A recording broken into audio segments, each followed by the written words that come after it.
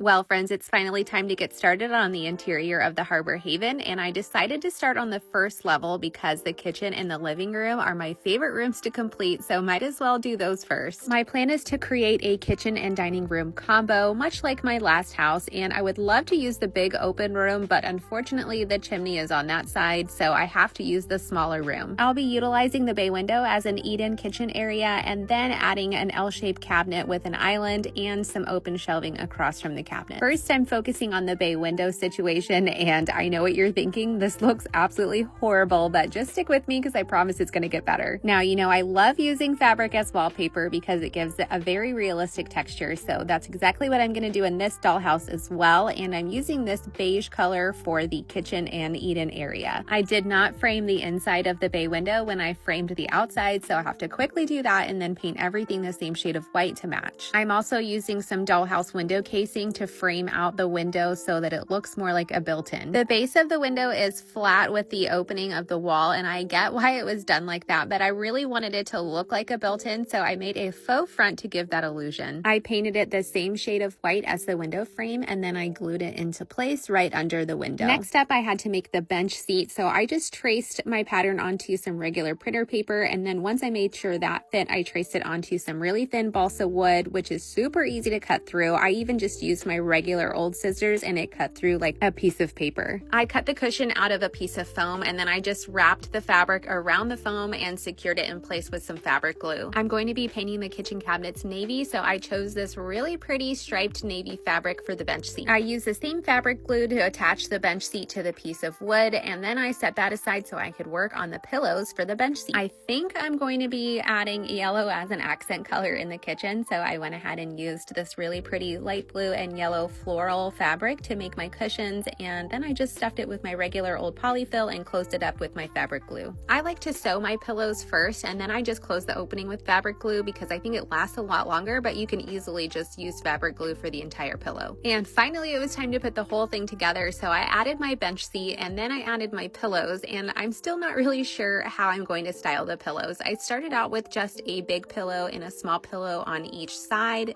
but once I stepped back, I didn't think that it looked very good, so I tried another option of just putting the pillows in the center, and then I didn't like that, so I put it back where they were, and then I thought maybe this way or maybe this way, and then I just ended up putting them right back where I started. So you have to let me know in the comments which way you like the pillows staged best. I'm so happy with the way the bench seat turned out. I think it looks so cute, and I can't wait to get the rest of the eat-in area finished and get started on the kitchen.